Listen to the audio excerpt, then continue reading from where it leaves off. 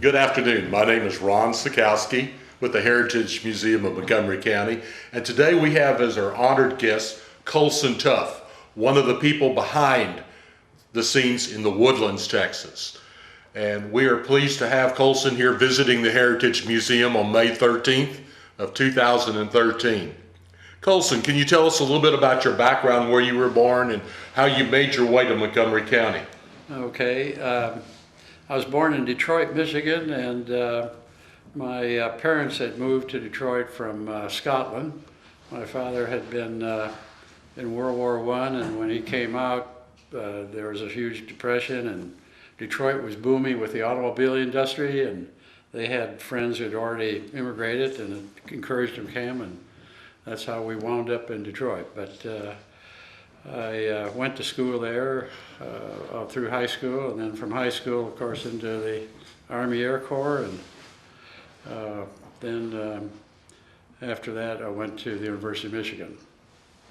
Let's see, when did I arrive here in Montgomery County? Yes. Well, when did you get here? it's a kind of a long turnaround, but arrived in Montgomery County in 1968. I had been with the University of California and got an offer I couldn't refuse from the University of Houston.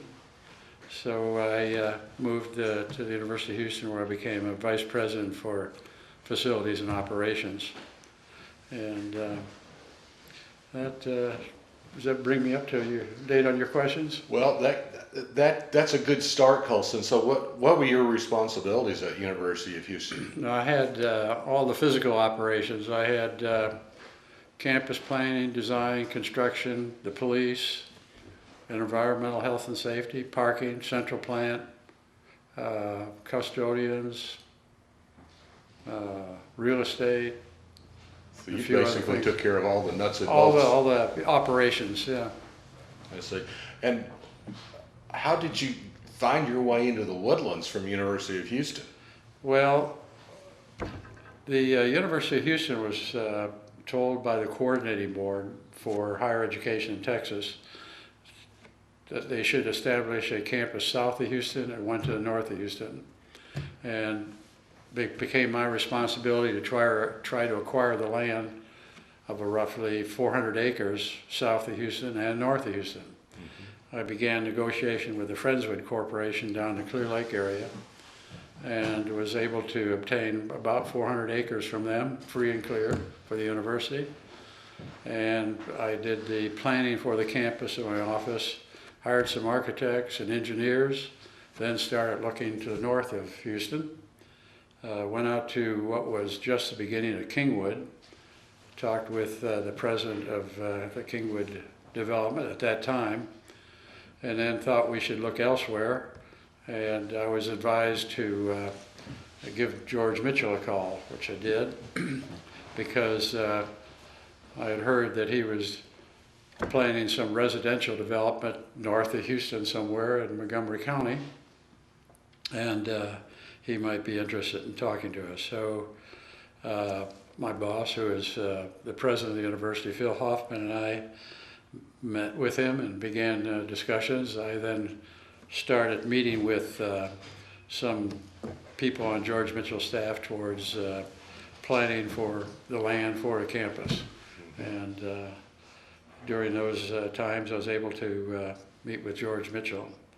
And that got me interested in what was happening, and some years later, I made a decision to go and join the Woodlands Corporation.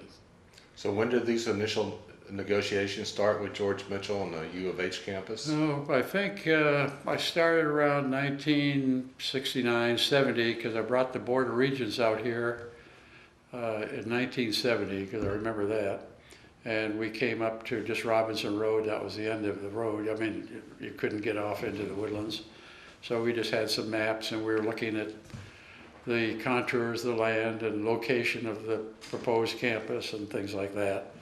So that was in 1970, and then in 1973, I accepted an offer to come to the Woodlands Corporation. And what was that offer based on? What were your responsibilities? I was going to be responsible for community development, building construction design, similar to what I had at the University of Houston. I see. What did you find here when you first came here in '73? Well, not much, a lot of trees. Lots of A trees. lot of trees. So when I left the university, our offices were in One Shell Plaza, downtown Houston. And we stayed there until about April of '74. And we constructed our first office building on Timberlock Place. It was a simple glass, two-story building on Timberlock. And we moved into that building in April, I think it was April of '74, because I know we moved, I moved my family up here because I was driving from West Houston up here to make meetings, and it was a heck of a drive in those days trying to make it. So we decided to move. There were no houses available at that time, so we bought a house on Sawdust Road and said we'll just live there until houses are built in the Woodlands, and we'll move there. Let me interrupt you right there. Sawdust Road, was there a reason why that road was called Sawdust Road? Probably there was a lot of sawdust from the timber construction around, timber cutting around those days, but when I was there, it was an asphalt paved road. Oh, okay. And so you moved your family to the Woodlands. What was your family consisting of back then? Well, my wife, Colleen, our son, Bruce, and our daughter, Cynthia. And because of the school, there were no schools in the Woodlands. My daughter went to Conroe High School. She had finished at T.H. Rogers in Houston, started, I think, the 10th grade at Conroe High School. Did she have any complaints or thoughts about moving from one high school down in Houston to a high school out in the far country? No, not really. I think she really kind of fell in love with Conroe. She was very much involved in Future Farmers of America. When we lived in Houston, she had a horse, and this property we bought was 3 acres, and it had a barn with 2 horse stalls, and that's, I think, what sold her that we had to buy that house. So, in fact, my daughter and my wife had been touring around looking to try the houses where we see if they could rent something for a few years. And they found that property and called me, and after 5 o'clock, I got out of work and met him there. And the man said, no, he didn't want to rent, he wanted to sell it. So we bought it, and that was it. I think that barn had a lot to do with it. Oh, okay. So no, my daughter became very much involved in Conroe, took, I don't know, she seemed, I don't know if I was going to say a course in economics, but because of her interest in FFA, she went from there to Texas A&M and took ag economics there. So what is she doing now? Well, her history was she kind of majored in ag economics. She decided to get her master's degree there, and as a part of that, she got a grant from the Cargill Corporation in Chicago to write a paper on the pooling of commodities for international trade. So she went to Washington, D.C. to do research at the Foreign Ag Service. And they asked her to start working. They wanted her right away. She said no, she wanted to go back to A&M and get her master's degree. She did. She wound up with a 4.0 average in A&M. They wanted to, they were then talking to her to get her PhD, and she didn't want to do it. She didn't want to go into research. She took that job at the Foreign Ag Service, traveled around the world many times, left there, went with the Rice Millers Association, was vice president, and towards the end, the president left and she was acting president of that organization. And unfortunately, she got breast cancer and she died when she was 37. Oh my gosh. What about Bruce? How did he transition from the he city life into the rural life of Montgomery County? He did well. We moved into Houston area in 68. And as it turned out, a new high school opened up in West Houston. I'm trying to remember the name of it right now, but I can't. And it started with the 10th grade, which is perfect because he had just finished the 9th grade in California. So he started there and took right to it like a duck to water, I think, because he was on the football team as a quarterback till he got his arm broken. Then he went on the tennis team, and then he also became a cheerleader. So he moved right in and did real well. And from there, he went to the University of Houston. Did well there. He was a head cheerleader there. So graduated from University of Houston. Then he decided to go to law. So he went to the law school center at U of H and became a lawyer. He got himself accredited with the Supreme Court and did very well. Yes, he's still doing very well. What about Colleen? How did she adapt to the rural life of Montgomery County? Again, no problem. One of the things that was interesting, I now remember we opened in '74, and I think our first supermarket, if you call it that, market was Jamel's in Grogas Mill Village. And I think that opened in maybe 76 or 78 or something like that. Yes. And coming from California and then coming here, we were kind of way out on Sawdust Road. She go into the market. She said, "Good grief!" Came back. She said, "Good grief! I'm going to have to dress up when I go there. I see everybody in the village there." And you know what? She said, "I was standing there behind a woman, and she was just talking with a clerk, and those people were just talking away about their grandchildren and everything, and I want to get going." So she had to call California, go, kind of like New Yorkers maybe, but she was very happy with it. She liked the area we lived in, and we used to go up to Conroe quite a bit because there were a lot of activities with Conroe High School and FFA and the rodeo and the fair and everything else. What about dining? Were there any restaurants in South dining? County? Well, I remember we were working. There was a Haydn's restaurant at Robinson Road and I-45. And then there was a barbecue place up north of the Woodlands someplace. And that's all I can remember until, well, there was a restaurant that a fellow who was in the pipeline business started, the Glass Menagerie Restaurant in the old wharf building. And he opened up in '75. We used to go there too. So that was about the extent of the dining that I can remember. The first restaurant we got in the Woodlands was Luby's Cafeteria. When did the Woodlands Inn and Resort get started? Well, that was underway. That was part of the initial development. The Woodlands Resort and Conference Center was built along with other buildings in Grogas Mill Village. There was a small office building next to the wharf, the Information Center, the Woodlands Athletic Center, and the Resort and Conference Center. And they opened in '74, October '74.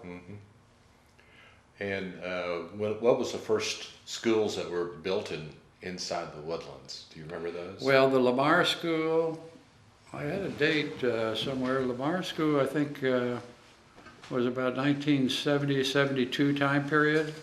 That was an elementary school. And the next school that was built was McCullough, and that was the high school. And in fact, we were on a very tight schedule to build the extension of Woodlands Parkway out to the high school. The problem was we had to expand Panther Creek with a bridge. Yes. So you probably, being a civil engineer, you probably remember that, but I remember Vern Robbins and Plato Pappas were our civil engineering department in those days, and they were really pushed to get that road out to McCullough, because now McCullough's way in compared to the rest of the Woodlands development. But that was the next school that I remember. As far as what was the next school after that, I don't remember. Yeah. It was probably one of the elementary schools, though. Yeah. You remember much wildlife in the Woodlands? Yeah, there was a lot of wildlife. One of the problems was a lot of deer. I remember one of our secretaries one day was driving in Woodlands Parkway, and a deer ran right into her car. So it wasn't unusual. I remember in my office, I'd be on the telephone looking out, and there would be a deer just right out there in the woods. And sometimes you'd see snakes and other little varmints running around. So you were at that time in that glass two-story building. Yeah, right, in that glass two-story building, right. And tell me about the development of those four Well, buildings. while we were downtown, we started construction of what we called OB1, which is 2201 Timberlock, which is where we moved into. And once we moved into there, then I started to finish up what we called OB2, just on the other side of the parking lot. And then I think at about 75, must have been late 75, George Mitchell talked to me. He said he thought we should do 2 more buildings just like them across the road. And so those were the next 2 office buildings that we built. Okay, OB3 and 4. 4. 2203, 2204. We used to call them.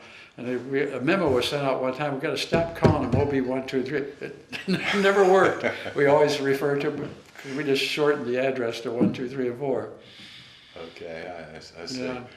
Now, the Woodlands was developing, but I noticed that there's a usual traffic, well, the road around Lamar Elementary School was set up a little on the unusual side, and Yeah. was there another road that tried to access that school? There was a road that was it was running north and south, and it must have dead end at that elementary school. And when the elementary school was built, it was then decided to run the road, turn the road, a big curve to connect to Woodlands Parkway. Interesting. Yeah. I think there was some artwork that's off near that school. Yeah. Was that the first piece of art? The first piece was a piece called The Family. It's right at Woodlands Parkway and I-45, and Charles Pebworth was the artist for that sculpture piece. And when I was at the University of Houston, I was on an art committee, and we selected art to be placed throughout the University of Houston campus. And when after I kind of got myself established there at the Woodlands Corporation, I recommended that we start a similar program for the Woodlands and collect money so that we were able to purchase sculptures in the future. And that was approved, and we set aside money from our building budget and from real estate sales, land sales. And we then, hate to use the word sequester, but we sequestered that money for purchase of sculpture in the future. And it became a very successful program. In fact, there was a book, I think it's titled Outdoor Sculpture in Texas. And the Woodlands is credited as having the largest outdoor sculpture program in the state of Texas. And that's because of something that you instituted. Yes, yeah, right. Very, very commendable. It was kind of a sideline for all my other work. It was interesting, but I had to squeeze that in with everything else. So all your other work being? Well, I was working on a number of buildings. After 75, things start picking up in 76, 77, 78. We had quite a few buildings that we got going, but in about the 1975 time period, George Mitchell talked to me and said that this was interesting. He said, because he used to call me about every Sunday night. I'm sure he had a list of people he would call, and I'd have a pad of paper and a pencil right there by the telephone, but he called up, and if you knew him, he spoke very rapidly and very quickly. He said, going to get into historic restoration, go to Galveston, meet Peter Brink, buy a building. I didn't know who Peter Brink was. I didn't know what the budget was. I didn't know what kind of building. But anyway, I found out Peter Brink was the president of the, I think it was president or executive director of the Galveston Historical Association. So called him up, went down there, met with him, and started looking at buildings going right down, the main street in Galveston there. Strand Avenue. And we walked right down the center of the street. No traffic, nothing, no people. It's just, wow. this was, and it's not that long ago. It's like about 1975 time period. It's amazing. But the Galveston Historical Association had asked a number of banks to set aside some money so that they could purchase some of these older buildings, which were built mostly during the 1850 to 1880 time period. And they wanted to try to save the buildings so they wouldn't be torn down and turned into parking lots or something like that. So I looked around and I selected one building at 23rd and 3rd Street and came back to the Woodlands the next day and got a call from Mr. Mitchell. He said, well, how'd it go? And I told him, I looked at all these buildings, and he said, well, what'd you do? He said, I said, well, I selected this building. It's a 3-story building on 23rd and Strand. He thought for a minute. Okay, let's go. That was it. I love telling that to my corporate types. I mean, just the chairman of the board just sends you down, just go buy a building. It's not 500,000 or 5 million, just go buy it. So those were interesting days. So you had a lot of carte blanche then with George Mitchell doing projects? Not really, but I don't know. We got along well, and in fact, after 30 years with the company, I was vice president and chief architect. I retired in '03, and in '04, Mr. Mitchell called me and said, I'm going to be giving some money to Texas A&M. I'd like you to represent me. And I said, wow. Talked to my wife, and she said, I thought you were retired. I said, yeah, but I couldn't say no. So it turned out he was going to give A&M a little over, well, it turned out to be about $39 or $40 million. Wow. And then with the money that A&M came up with and the state came up with, I had a budget of $82.6 million. And we did 2 buildings for the Department of Physics on the campus.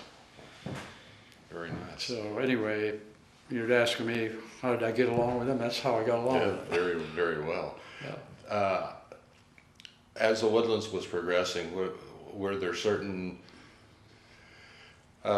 areas that the Woodlands wanted to put into the community, like religious facilities and social? And Yeah. Well, actually, George Mitchell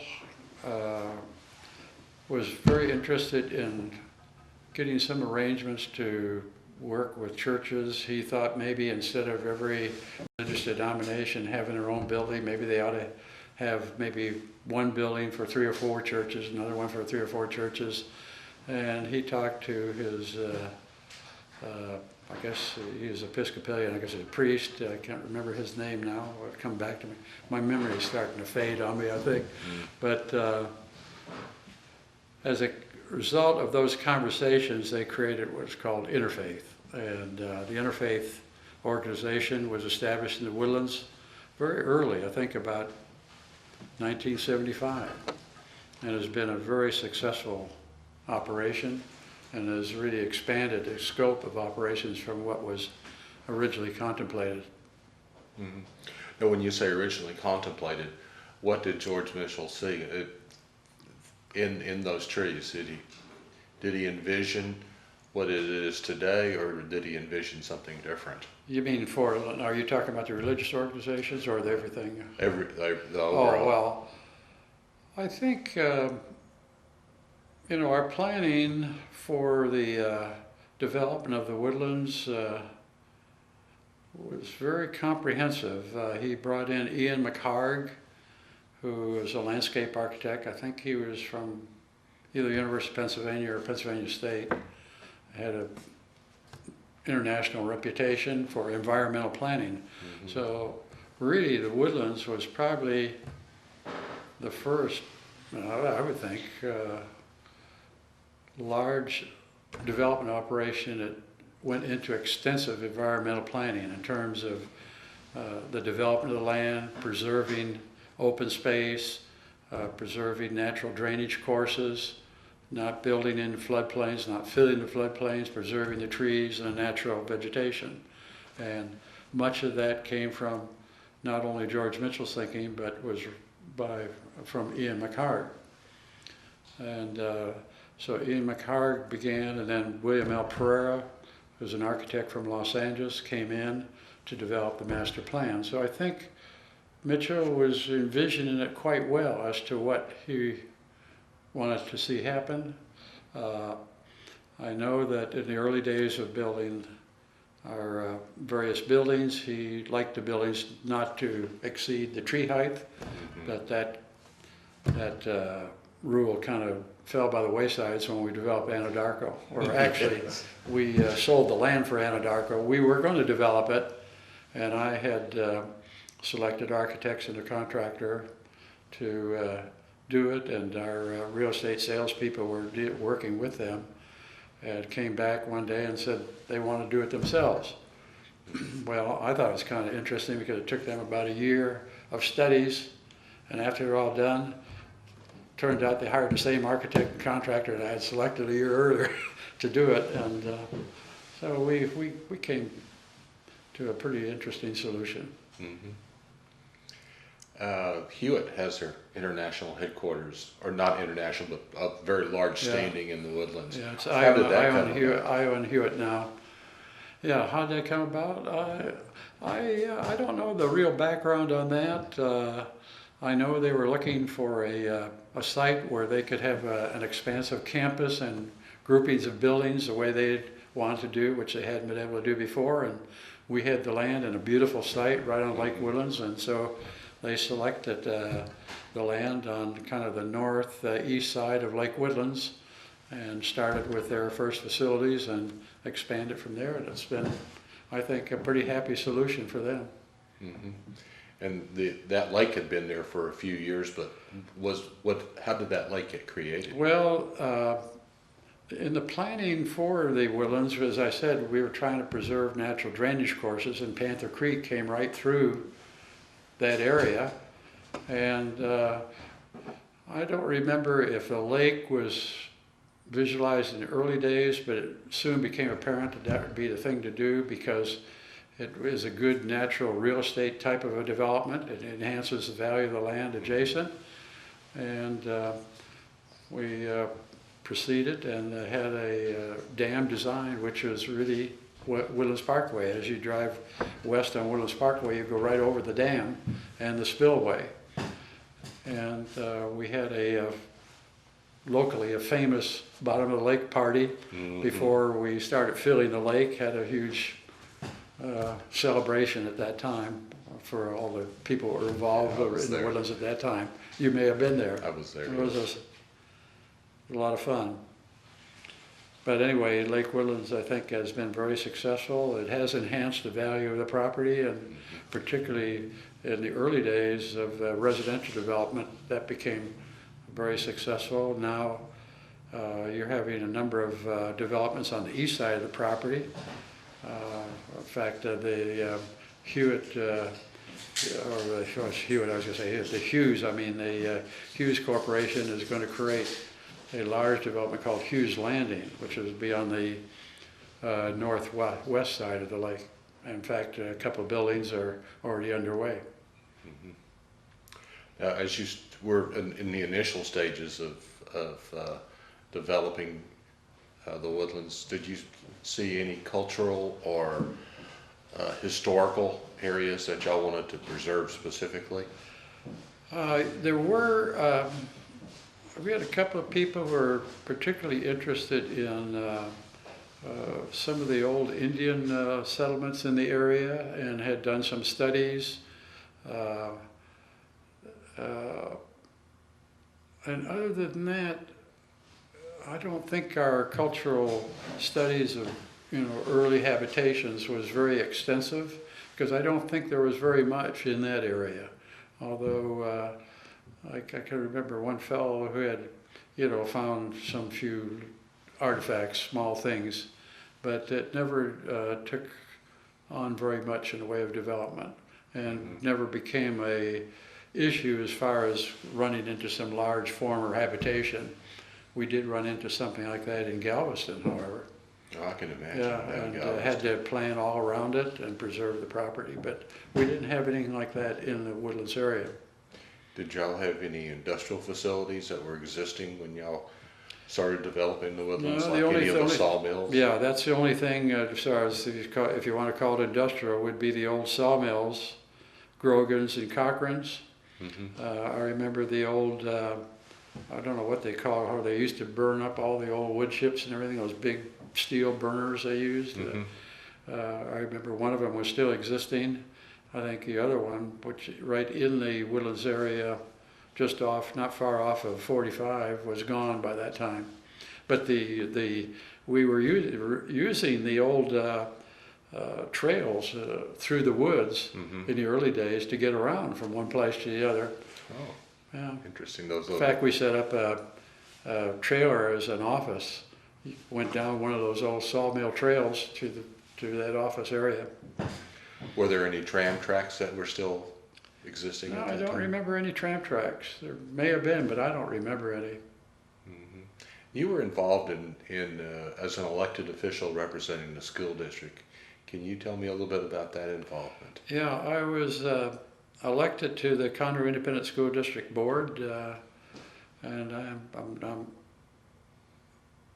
hate to say I can't remember the exact years. I think it was in the early 80s time period. And I served on the board for 6 years. We met there, I think, on North Thompson before they moved the administration building. Richard Griffith was the superintendent of schools. And it was a very interesting time, very, very active, a lot going on. We had a good board. When you say a good board, was the board very cohesive, or were there? Yeah, I think some the board was divisions? pretty cohesive. I remember one lady, I hate to remember people and not their names, but I remember one lady, she was from Conroe, very interested in nutrition and felt that we should change the food items that they had in the cafeteria and in some of the vending machines. And I think she was like 20 or 30 years ahead of time of what's happening in the country today. And she was really right on. I mean, in terms of, you know, sodas and sweet drinks and cookies and all that kind of stuff that, you know, that we're trying to get the kids away from and get into a more nutritional diet. And she was advocating that vehemently. What was the political nature in Montgomery County at that time? Well, in the early days, I'd say when we opened the Woodlands, and I don't know when it maybe evaporated, but there seemed to be quite a division between the Conroe area and the Woodlands area. And in fact, there were some things were suggested, like we ought to divide the school district at the river, San Jacinto River. I don't think it was a good idea, but it was being advocated by some people in Conroe at the time, but I think later they probably thought better of it. I think, as it turns out, the district is much better that it did not get divided. There were probably some feelings that a lot of new people were moving into the county, and I think it changed the political nature of the county, and some people probably didn't care for that either. But I think we were so wrapped up in what we're doing in development, we did spend an awful lot of time worrying about it. When you first came here, how would you generalize the county? Conservative, liberal? Well, when I came from California, came to Texas, I said the Democrats in Texas were more conservative than Republicans in California. So when you say that, I would say the county was probably predominantly Democratic. The county officials, every one of them, even down to the sheriff, I think were all Democrats. And I don't know if it was because of just the in-migration of people to the county, or was it Woodlands, or was everything. the trend towards more conservative membership, and the Republican Party grew in strength, and now I think well, at least probably the Conroe Woodlands area, I don't know about Magnolia and the other eastern part of the country, it probably became more Republican than what it had been back 30, 40 years ago. As this area was growing, did you see any differences in the economic conditions between the Woodlands and the rest of the county? Well, it's hard to react to that. No, economic conditions. Conroe was well established in those days. The Woodlands wasn't. Of course, the Woodlands' first major land sale was that Eckert drugstore. I mean, not drugstore. Their Eckert headquarters for Texas, anyway. And after that, other commercial development took place and moved along.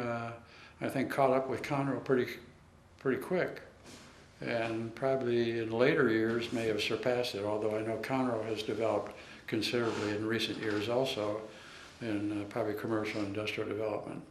Mm-hmm. Well, maybe I should have been a little bit more specific, but would you say that the Woodlands has a higher income level per family versus other parts of the county? Oh, I think so. So I think Woodlands has attracted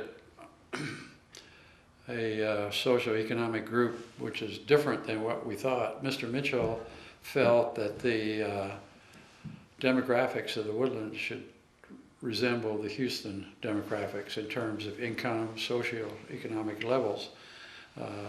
That was the way we started with housing. In fact, I remember a Red Cedar Circle area. We had houses that were selling at that time for $30,000, and we attracted. But as the Woodlands continued to develop, I saw a trend towards more affluent type homes and more purchasing. And what happened, we did such a good job of planning a beautiful community, it made it so attractive for corporations to move in, and they brought all their executives in, the executives brought their families in, and the socioeconomic level of the Woodlands just went right up high. I know a secretary that worked in Dillard's in the early days, and she worked part-time, evenings and weekends, and she said that they had stocked their store as they do most stores. She said they found after the first year all the low-end price stuff's still there, all the high-end quality items are all gone. They found out that they had a different economic level than they had anticipated for the Woodlands. And I think, as I see it from not only my own children and my friends of my family's children, the school district has gone up in quality, and I think not only in the Woodlands but in Conroe area also. But I think the makeup, if I would just generalize, of the population is a pretty bunch of high achievers, hard driving people, because we brought in a lot of high qualified executives with these corporations that came in, and they were demanding quality and good education, and that's why probably the John Cooper School started too, as a private school, which became very popular. What was your involvement with that, if any? My involvement in the early days was in the planning of that campus. It was very small at that time. We just had a road coming into the campus. The first building had been designed, and they asked me to review it, and I didn't like it. I redesigned it, and then oversaw. Then they asked me to just take over the development of it. I did, and then we did another building, and after that, I faded out of it as they took over, and their staff grew, and their enrollment developed. I'd heard rumors that the first administrator for that school was a niece of George Mitchell. Is that correct? That's true. Yeah, she was highly educated, had a doctor's degree from Stanford, so she's very well qualified, highly organized, innovative person. Yes. So yes, she was a niece, so that part you could question, but it turned out she was probably a pretty good choice for the first person to get it started. Mm-hmm. And who was the school named after? John Cooper. Yeah. What was his? Oh, he was the administrator of Kincaid School in Houston. Generally, the Memorial District of Houston was the location for the Kincaid School, which is, again, a very high-quality private school. Okay.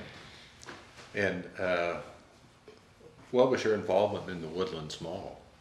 Well, the Woodlands Mall, the Woodlands Mall ownership was the Woodlands Corporation and General Growth. General Growth is a very large company, or was then, that was in the shopping mall business, so that was their business. Our ownership was, of course, we provided the land and utilities, the access, the ring road, but they were the experts in the mall. But I found out that they hadn't really developed a design criteria for all the majors. So, you know, in the malls you have the majors, and then the mall makes its money from all the shops in between, all the small retail shops. So Matt Swanson, who was in our planning department, and I said, we're going to establish our design criteria for it. Although it wasn't in the agreement, shouldn't be probably talking about that, but it wasn't in the agreement. We set up a program for design, and then we dealt with each one of the malls of the major stores that came in, like, you know, Dillard's, and it was Foley's and originally, and Sears and so forth. And by that, we got a concurrent design throughout the mall, and with the roofs and everything else, which I think made it a much better looking mall than it would have been, because normally you'll find maybe the mall, which is just a mall, and then you find these anchors get established, and each anchor looks different. So we wanted to have all the anchors of the major stores look alike, which I think made it more homogeneous and pulled it together. Okay. There are multiple villages in the Woodlands. What was the concept behind that? Well, again, it was residential, in that we wanted to create residential communities where the people who live in a particular village had kind of a sense of ownership in their, not only their property, but what happens in their village. We created a village association, village design review committees. So the people in the Woodlands, particularly in the early days, were highly organized, mostly because they had to be, because they were involved in the village association, which they elected the people to that association. They elected people to design review committees, and as a result, became very cohesive and took a pride of ownership in that, not only their property, but that village. And in many ways, I think that's what made the Woodlands very successful when it came to, like, say, elections, for example. I mean, you had a highly organized group of people who could be motivated to go for something.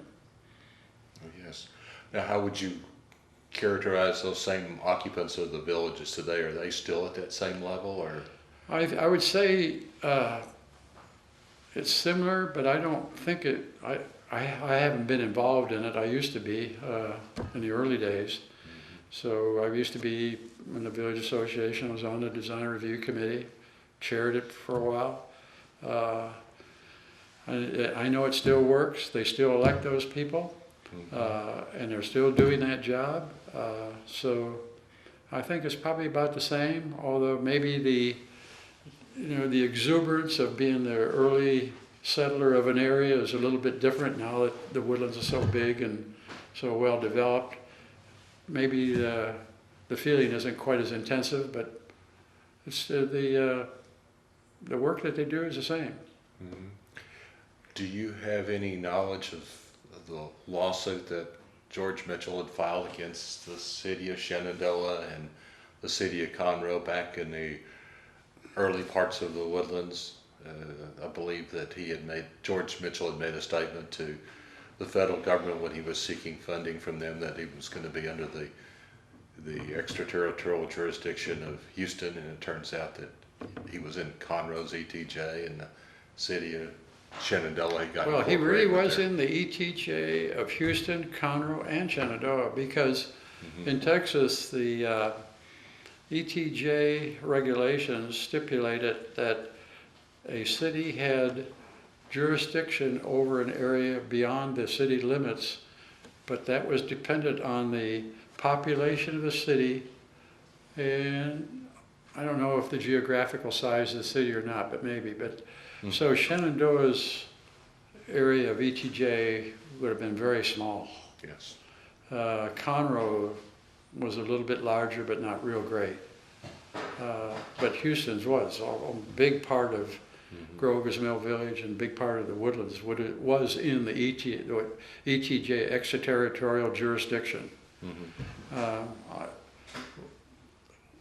Was in the city of Houston. And when I came here from California, I thought it was very good because I lived in Orange County. And Orange County had like 42 municipalities when I was there. It was incredible. Yes. I mean, you know, Garden Grove and Costa Mesa and Orange and all those, you never knew where you were at. And I thought, wow, this is pretty wise of the state of Texas to have an ETJ, because one of the advantages is that, as you know, as a civil engineer, when you're planning roads, you had to go through the City of Houston Planning Department to be sure that if there's a road here, that there's going to be continuity of that road into that other area. Oh, yes. So you don't have, you know, a jigsaw puzzle of roads. And it was very good. And they had some jurisdiction over the area of development for flood control measures and land development. I think it was a very wise ruling. And actually, Mr. Mitchell felt that the Woodlands should be in the ETJ of Houston. But as the years went by and people moved in, a lot of people had moved from Houston, and they said, look, we're 30 miles from the city hall of Houston. I don't even know who was on the city council. Why do we want to be a part of the city of Houston? And I could understand that too. So that changed, and that's why the people moved to vote to try to incorporate. Yeah. I would agree with that. That's a pretty good assessment. The early days of the Woodlands saw a lot of environmental studies, and I've heard some wonderful stories about one of the studies dealing with the bounty owl. Do you recall that story? Maybe I should ask I've you. heard, I remember it, but I don't know the story real well. What is it? Oh, okay. Oh, wait a minute. About the feeding, about the shooting of the bounty owl? It was a made up. So it was a made-up story, and then if I remember, the Department of Housing and Urban Development would send people to come and visit us and inspect us and see what we're doing and everything. And sometimes we didn't feel that they were very knowledgeable.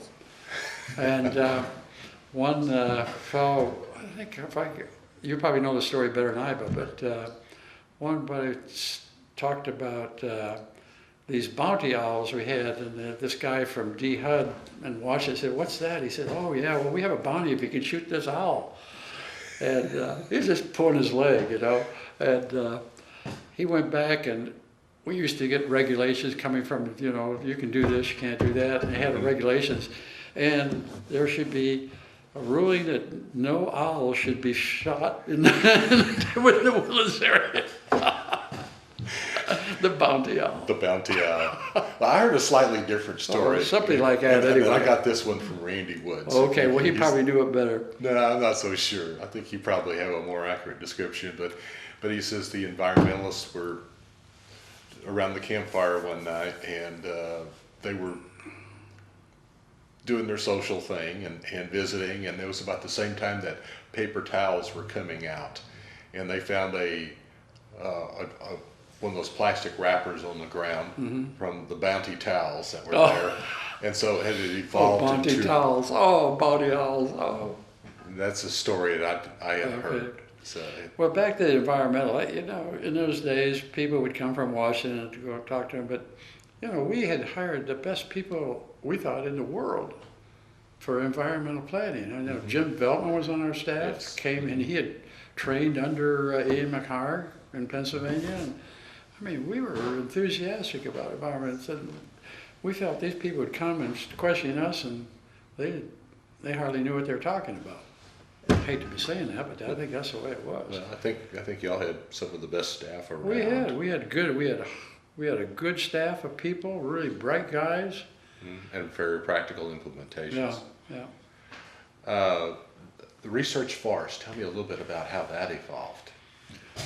Well, research forest, I know that, again, another long story. You want another long story? Please, yes. George Mitchell read an article in Fortune magazine, and I can't remember the time period, maybe in the early 80s, about, what would I call it? What did they call it? They called it, it was like an enterprise center, Fortune magazine. Research Triangle? They talked about the research triangle, the development of research that was coming around Stanford University, and it was like a research park concept. And he was really interested in that. A Dr. Terman at Stanford University was being reviewed in this Fortune article magazine. And he had been a professor of engineering prior to World War II. And when he came back, he was continuing his work as a professor there. And a couple of his students who he had had prior to the war came to him and said they had been doing some research in their, like almost in their garage, and they wanted to buy some land from Stanford University to build a research facility. And a Terman said, well, as the terms of the grant that they got from the family donated the land to Stanford, they couldn't sell the land. Well, then they came back and they found out, well, we could lease the land because Stanford was just grazing cattle on the land. We had thousands of acres. And they said, well, if we lease the land, we get it back, okay, we'll do it. It turns out those two students were Hewitt and Packard. Oh my gosh. So anyway, I learned that because Mitchell sent me to Stanford to meet with Terman. In fact, David Gottlieb went with me. And I'm sure he did. And we talked with Terman and came back and talked with Mr. Mitchell about it. And we then invited Terman to come back here and meet with Mitchell, and we began discussions. And from that came the idea of having the Houston Advanced Research Center, and then the idea of having a research area. So we had this road coming in from I-45, and I can't remember where it stopped, but we later renamed that Research Forest Drive. Continued that road, and the first building we did, I think it was the first building, Dominic Lamb, Dr. Dominic Lamb, needed some space for his research. A very bright guy. He was also an artist, fairly gifted artist. And so we decided to build like an office warehouse type building. And I said, let's leave a courtyard in between so we could bring the big tractor trailers in, and we could develop the office in the front and a research lab in the back, but we'll have this big courtyard. And if this idea fails, we'll have the courtyard, we can turn it into an office warehouse building. It'll work. Oh man, that thing rented up real fast because it was simple construction. And I said, well, okay, we'll do another building. And this time I reduced the courtyard, but we could still get trucks in there, and then we'd have a rolling steel door in the back, the same kind of concept, just a little bit modified. And boy, that went real good. The third building, I said, forget about the courtyard. We just went and did a building that was all one story, very simple, mostly all glass. Went into very heavy landscaping, created small ponds, little lakes, waterfalls, beautiful landscaping, and it became a real popular development. So you can just take technology, drive right through and see all the buildings today. And that's how it all started. And most of those buildings over there have a water amenity. Do you have any? Well, the reason that started is that we had built this road, and I had done 2 or 3 buildings, and we were going to look for a site to do another building.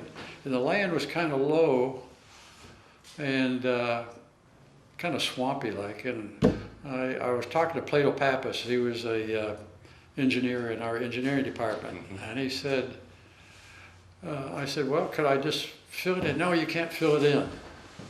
Oh, I can't fill it in. I said, well, it's a pretty big size area. I said, okay, can I dig it out? Oh yeah, you can dig it out and have more water, but you can't fill it in. I said, okay. So we went and dug out this big area and created a beautiful pond, built the building right around it. I built a footbridge over it, little rock waterfall, and it's almost like a little palace. Simple building, glass building, became very popular. And so that concept multiplied. Well, then I did that again on another one, not quite the same, but a slight modification. In some cases, in the later buildings, it didn't have any water amenity near it, but we did a lot of beautiful landscaping around each building.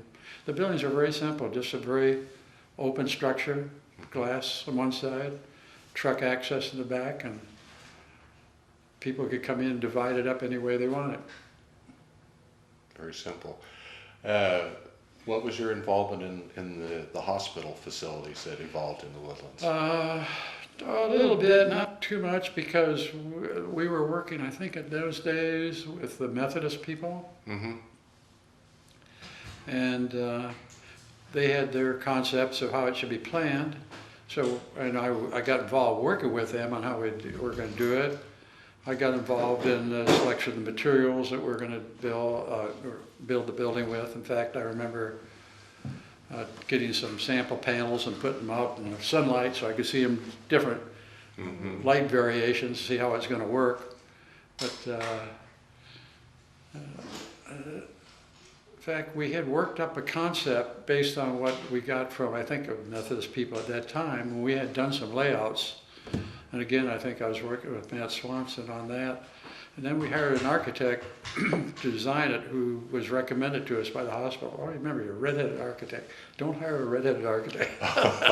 Anyway. Is there a reason why? He was a stubborn guy. But anyway, he comes up with, we'd done all this work, you know, and he comes up with a plan entirely different. You know, kind of we weren't doing the construction on it, but we had a design, but it was based on what the hospital people wanted in terms of the nursing station, how they could access the rooms and everything like that. And he didn't like that at all. So we had to have a little set to, and finally got it straightened out, got it our way. What were some of the people you remember in the evolution of the Woodlands? People, you mean within the company or residents? Within the company. Yes. Within the company? I think we had a great group of people. A lot of them are still around. A lot of them who have been with the company have been quite successful in their own right since they left.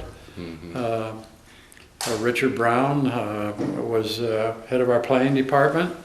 He's done planning elsewhere in the world. In fact, he was doing a lot of planning, last I heard, down in Pearland. Robert Heineman was on his staff, very much involved. He's still with the company. Matt Swanson, who was also in planning department, he has retired. Then Michael Richmond is with our local bank, Wood Forest Bank. David Gottlieb's with Wood Forest Bank. There's some other people that were in the banking industry in the Woodlands are also with Wood Forest, so they've grown quite a bit. Jeff Beard, who was in our department, is on his own in real estate sales and I guess building management business. Ross Valdetta, my gosh. What is Ross doing these days? I think he's in building management, I think. I haven't seen him for a long time. I generally see him at the local football games. I'd always go to the Conroe Woodlands football games, and I'd see him there. But gosh, Douglas Leonard, I haven't seen him since I retired. Charles Head, just a lot of great people. Jim Beltman, you had yeah, mentioned Jim earlier. Beltman left early. He went with, I think he went with the Hughes Corporation in development of that big residential development north of Las Vegas. And he was the chief of the planning of that area, so he did well. I haven't heard about him since. But in the very early days, when I first joined the company, Len Ivins was president. I think he still lives in Houston. There was Sam Clary, Bob Grace, of course Jim Veltman, a number of other fellows. I could see them in my mind, but I can't remember all the names. But all really talented people. Many of them came from the Rouse, in the early years, from the Rouse Development Company, who were involved in Columbia, Maryland. George Mitchell had gone to Columbia, Maryland to visit when he was kind of evolving his thinking about a new town development, and he met up with Jim Rouse and some of his people, and then hired a few of them, and they brought others in to the Woodlands. Tell me how the growth was of the Woodlands. Was it always steady, or did y'all have some trauma along the way? Yeah, I'd say we opened in October '74. Not much happened after that. And '75 was a downturn. There was the Arab oil embargo, you remember, about '74 or '75. That and the fact that we were new and not known by anybody. And I think the country, we went into a recession about that time, or a mild recession, as a result of the oil embargo. So not much happened in '75. I did those small buildings. 76, residential growth started to begin, and I remember Jim Rush was vice president for residential sales at that time, and I think in '76, I remember him saying we sold 30 houses in 1 month. One time, he was very excited about that. Yeah. So things start picking up around that time. I had a few notes here. Let me see if I can find something more accurate for you. Let's see, '76. I know the first bank was a Woodlands National Bank, if you remember that. Went through about 3 different names, happened around that time. Well, that was a little more late, '79 time period. But we reached about $1 billion of development about 1983. So not too long, $1 billion in development by 1983. Wow. And then after that? This kept on going. In fact, it seemed as each year went by, it almost seemed to get better. The only time it probably slowed down a little bit was about, remember 1982, there was a little dip in the economy. Yes. And then it went back up, and everybody, oh, that's over. Well, then it went nosedive. Things slowed down, and I remember a lot of people were having, just like happened in the last recession, a lot of people had mortgages larger than what they could sell their house for. A lot of people had trouble. I knew people who couldn't get out of it, and that was a difficult time period. I know that housing values had dropped. However, the values of housing stayed pretty straight. So I mean, stable in the Woodlands, although it had gone down elsewhere.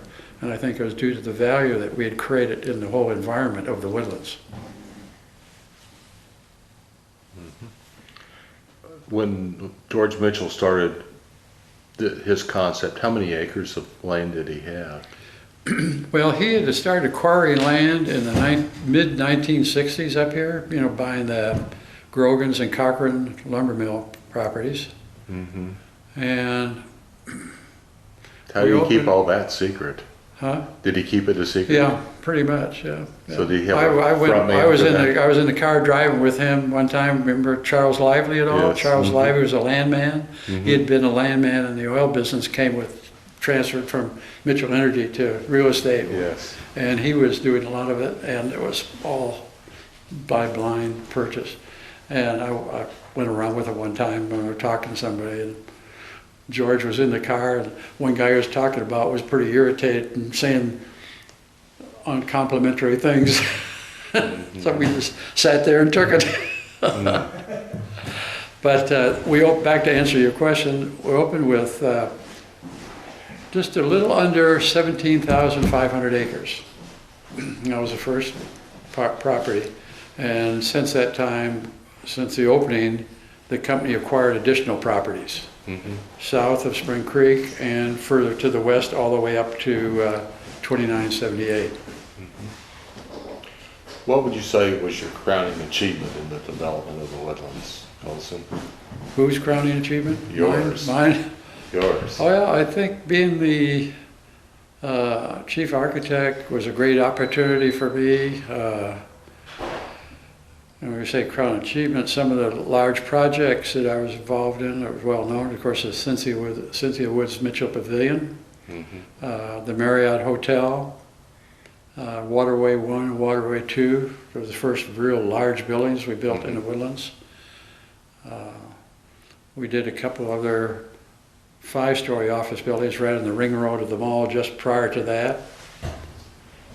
So those are the ones that first come to my mind, which I think were major achievements. Well, the Cynthia Woods Mitchell Pavilion is a beautiful facility. Yeah, I remember we were building that, and Plato Pappas was responsible to get the earth. You know, as we were digging roads for residential development, he'd bring the earth and dump it, and we were building the hill. And it was a rainy period, if you remember. I remember, yes. I remember because I'd set up a job site in a trailer.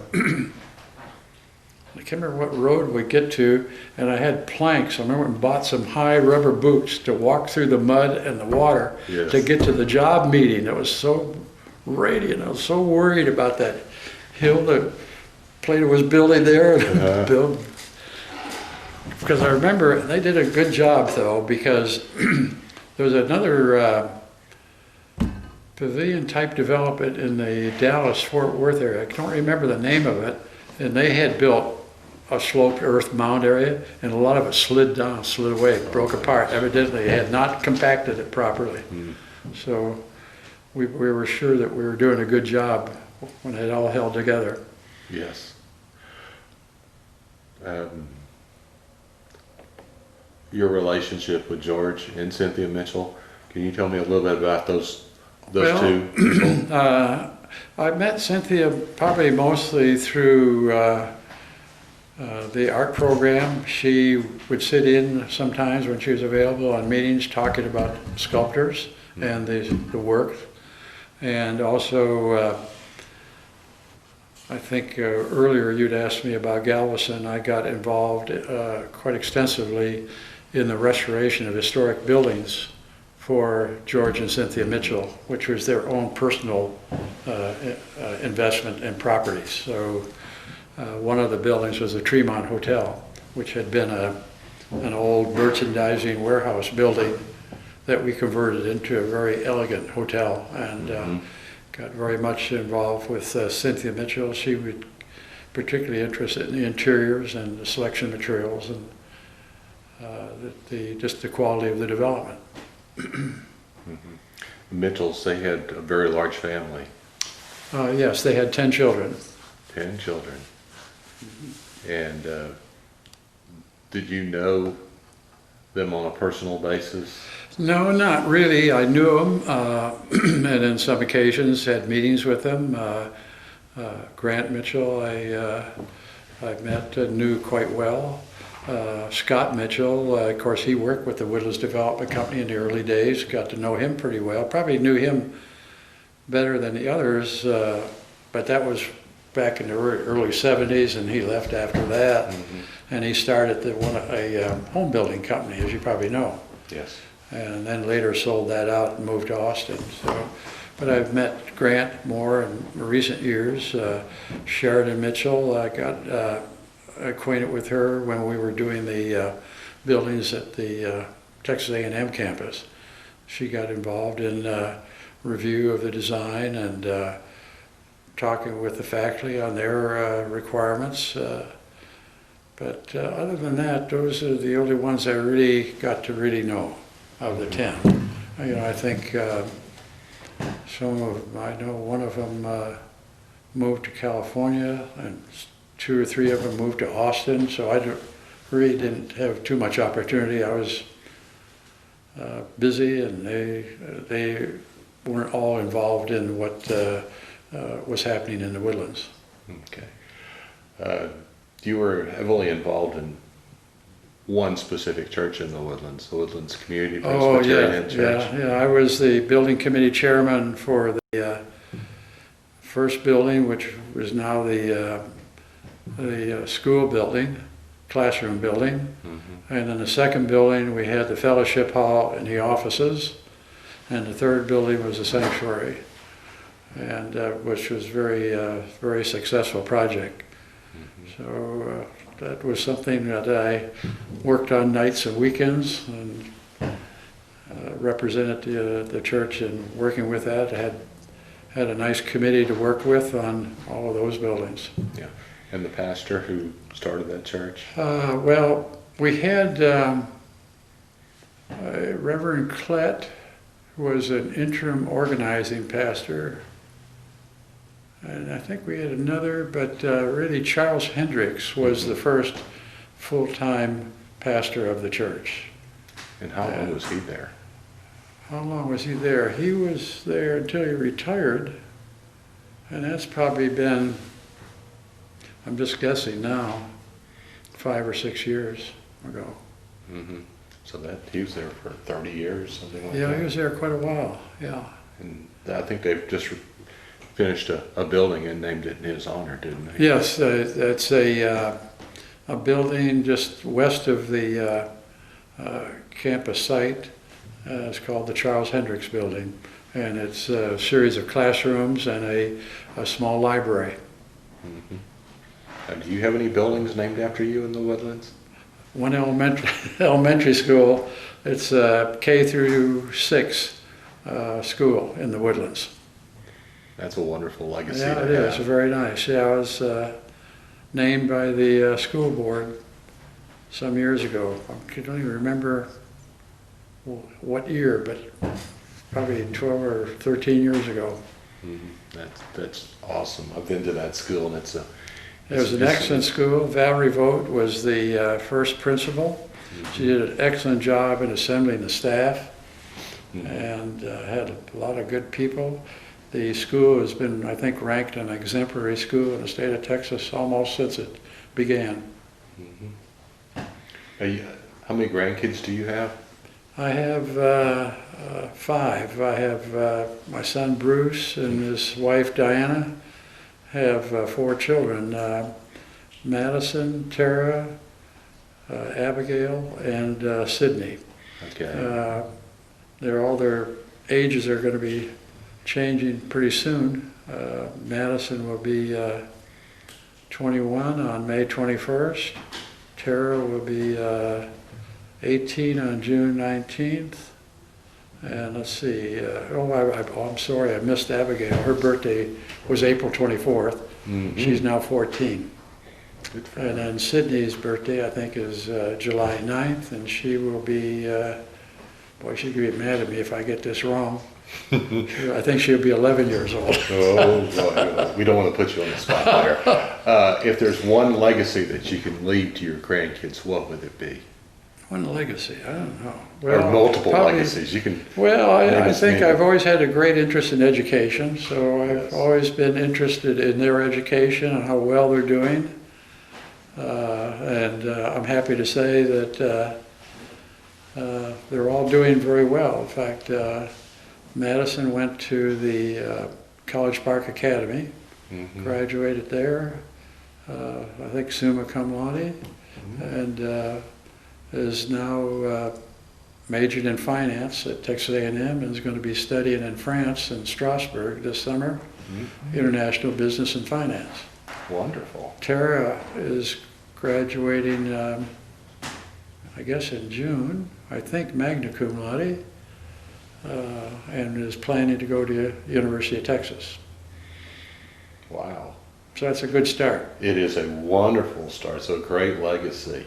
I don't think I have anything to do with it, but at least I've hoped I've encouraged him. I think it's obvious that you have, and you've passed on your values to Bruce. Well, Bruce and Dinah have a good core of values themselves, and have passed that on to their children.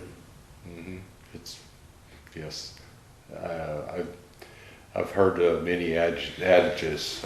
One of them that children be a joy to your parents, and I know that you're a very joyful person. Probably a greater joy to the grandparents. Yes, exactly. Yeah. Before we say goodbye to this interview, is there anything that you would like to add? No, I can't think of anything that I need to, or I can't think of anything to add, really.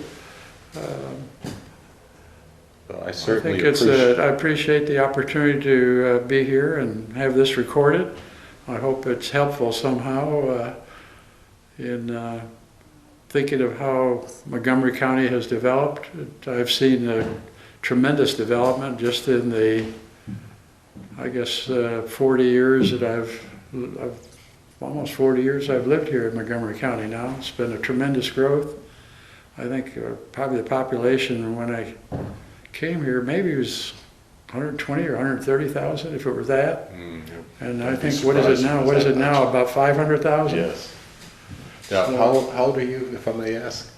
I'm 86. 86. I'll be 80 on Pearl Harbor Day. I was 15 years old, and 2 years later I enlisted the Aviation Cadet Program. I was 17 years old. Wow, and they accepted you. Yeah. Did you lie about your age? No, I was 17, yeah. But, well, because I was 17, they sent me to college for 6 months before I became 18. Oh, I see. I think it was a holding pattern. Yeah. Yes. Well, thank you so much for your time today and for passing on what your thoughts and experiences have been in the development of the Woodlands. You have always been a model to me. You have always been one of the most humble people that I know of, but your accomplishments have been outstanding. There's a statue on Research Forest when I pass by. It reminds me of you, for on the shoulders of giants. Yeah. I can see further. Yeah, that's so, right. With you being there are a lot of people like me who are seeing further. And I thank you for establishing or helping to establish the Woodlands and continuing to live the life that you are living. You are a model to many. Well, thank you very much. It's very nice of you.